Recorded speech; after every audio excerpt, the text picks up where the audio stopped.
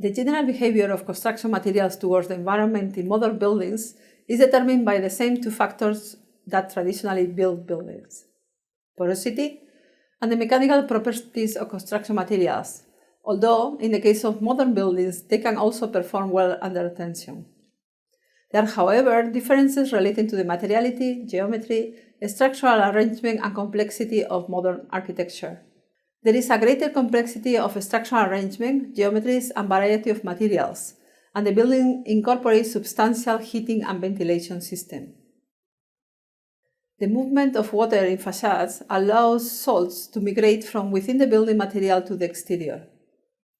And this is the basis for the infestation and growth of different types of microorganisms. Rainwater also transports pollutants from the atmosphere into the building and triggers frost damage. The characteristics of modern architecture with clean lines and smooth facades is in direct conflict with the appearance of decay. Traditional materials such as stone are used in modern forms, lacking the necessary thickness or detailing with the subsequent deterioration. At this point, we should remember the distinction between weathering and deterioration. Weathering is a natural process of materials when exposed to the external environment. In some cases, such as stone and oak, can create a protective layer. Deterioration occurs when there is an alteration impacting negatively in the material, for example, concrete or plastic.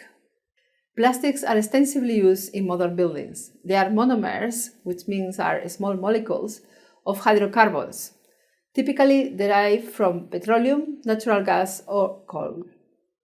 These monomers are bonded into chains called polymers or plastic resins. Different combinations of monomers can be made, creating resins with special properties. Modern buildings also include many composite materials, combining two or more different materials to make a new material, such as sandwich panels, interior panels, structural panels, fiber reinforced matrices.